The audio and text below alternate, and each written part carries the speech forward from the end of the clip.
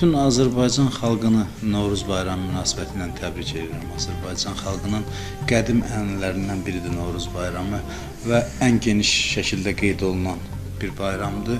Novruz bayramında həyat təzələnir. İnsanlar mənəvi baxımdan bir nikbin əhval-ruhiyyədə olurlar. Bütün bu bayramı qeyd edən xalqımızı, ümumilikdə bütün insanları təbrik edirəm bu Novruz bayramı münasibətilə və hər bir ailəyə səadət, xoşbəxtlik arzu edirik. Təşəkkür edirik. Biz də ilahiyyatçımızın sözlərinə, təbriklərinə qoşularaq biz də öz növbəmizdə bütün Azərbaycan xalqını təbrik edirik və istəyərdik keçək müsahibəmizə bu Novruzla bağlı dinimiz nə deyir bizə? Son zamanlar belə bir tendensiya yaranıb ki, Novruz adı gələndə bir qrup insanlar var ki, bunu dinimizə zidd olan bir bayram kimi qələmə verirlər. Ümumiyyətcə, İslam Novruz haqqında nə deyir? Sizin baxışlarınız, yəni sizin deyəndə ki, dinimizin baxışları Novruz haqqında nədir? Məlum olduğu kimi Novruz bayramı dini bayram deyil, İslamla aidiyyəti olmayan bir bayramdır. Və Novruz bayramının dəqiq tarixi haqqında da mütəxəssislərin müxtəlif rəyləri var, tədqiqatçıların fərqli baxışları var. Məsələyə, yəni Novruz bayramının dəqiq tarixi bəlli deyil. Novruz çox qədim bir bayramdır, qədim köklərə malik bir bayramdır və Azərbaycan xalqının milli adət-ənənəsidir. Novruz bayramı ümumiyyətlə milli kimliyimizin tərkib hissəsidir. Milli kimliyimizi formalaşdıran amillərdən biridir. Və eyni zamanda da mən həmişə bunu qeyd eləmişəm ki, dini dəyərlərimizlə milli dəyərlərimizin qarşı-qarşıya qoyulmasının əleyhinəyəm mən. Yəni, təbii ki, İslam bir mütərəqqi din olaraq bütün yayıldığı ərazilərdə xalqların mədəniyyətini inkar eləməyib.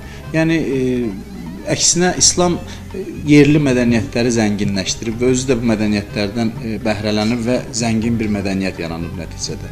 İslam tam inkarçılıq mövqeyində dayanmayıb. Yayıldığı ərazilərdə İslamı yenicə qəbul etmiş xalqların mədəniyyətini təsdiq edib. Sadəcə olaraq bəzi ilahi dəyərlərə zidd adət-ənənələr olubsa, bunlar mənəvi dəyərlərə, tövhid dəyərlərinə, təkallahlıq dəyərlərinə uyğunlaşdırılıb. Novruz bayramı da belədir. Novruz bayramının əsas ünsürlərini, əsas Novruzu təşkil edən elementləri biz nəzərdən keçirəriksə, görərik ki, Novruz bayramında əsasən dinə zidd olan Novruz mahiyyət etibarından dinimizə zidd deyil.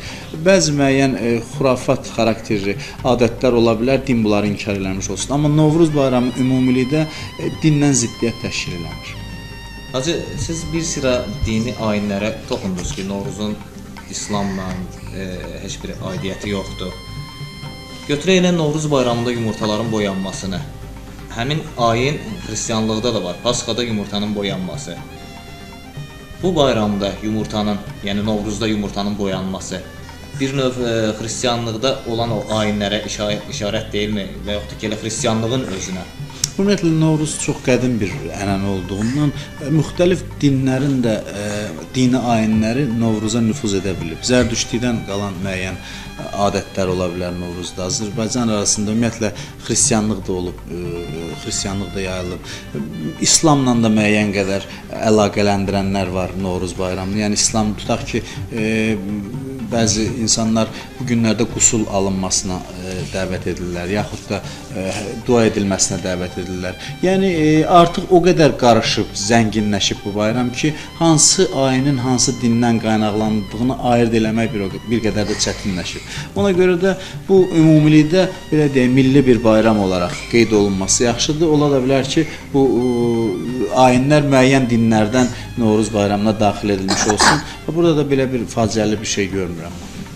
Mövzunu davam etdirərək bir məqamı sizin şəxsi fikrinizi öyrənmək istəyərdim.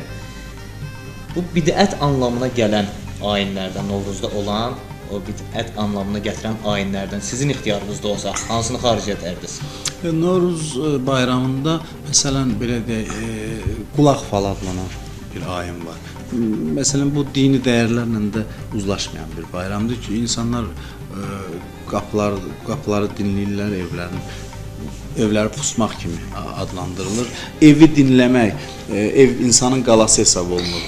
İnsan öz mənzilində sərbəst danışmaq istəyir və kiminsə onu dinləməsi düzdür. Bəzən deyirlər ki, insanlar bilir ki, kimsə onun evini dinləyir. O zaman çalışırlar xoş sözlər danışsınlar. Amma bu bir günlə onsuz da kiminsə dinləməsi qorxusundan biz mehriban olacaqsa, bunun bir o qədər də mənası yoxdur. Və yaxud məsələn xoruz döyüşdürmə ənənəsi var. Mən bunun əleyhinəyəm. Ki, insanlar bir tamaşaya baxırmış kimi iki xoruzun döyüşməsinə toplaşır. Baxır, bu yanlış bir ənənə hesab edirəm. Hazır son zamanlar bəzi dini qruplar Novruz bayramının Quran ayələri ilə və yaxud da ki, səhih hədislərlə təsdiqini tələb edirlər ki, bu bayramın keçirilməsi Quranla icazə verilsin və yaxud da ki, hədislərdə bu haqda nəsə bir şey olsun. Bu nə qədər düzgün tələbdir, ümumiyyətcə nə qədər düzgün yanaşmadır? Hökmə məhz Quran ayəsi və hədislər prizmasından yanaşmasını anlaya bilmirəm, başa düşmürəm. Yəni dini yalnız yazılardan ibarət bilmək olmaz. Təbii ki, Quran və hədislər bizim mötəbər mənbələrimiz hesab olunur. Olduqca mötəbər. Quran ilahi bir kitab olaraq və hədislər də məsumlardan nəql edilmiş kəlamlardır. Olduqca mötəbər sözlərdir və amma bunu qeyd eləmək istəyirəm ki, biz hər bir məsələyə hökmən Quran və hədislərdən dəlil axtarıb tapmamalıyıq. Bəzi məsələlər var ki, din onları inkar etmirsə, artıq dinin təsdiq etməsi deməkdir. Yəni dinin heç də hər bir məsələyə dair fikir söyləməsinə ehtiyac yoxdur.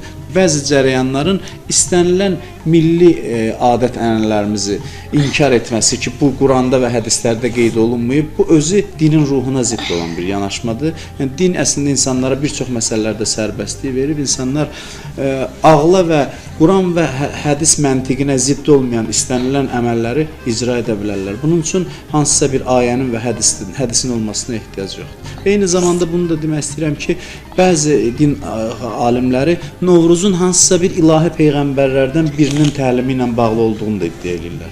Düzdür, Novruzun tarixi çox qədimdir, amma biz bütün peyğəmbərləri tanımırıq. Onların adı bizə bəlli deyil. Ola bilər ki, deyirlər, Novruz hansısa ilahi bir dəyərdir. Allah tərəfindən göndərilmiş dini təlimin bir tərkib hissəsidir. Bu fikri də irəli sürən din alimləri var.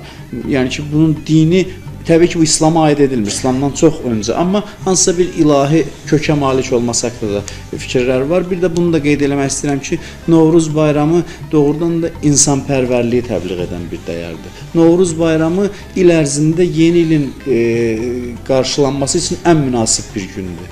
Yəni il yazda daxil olur və qışda bitir.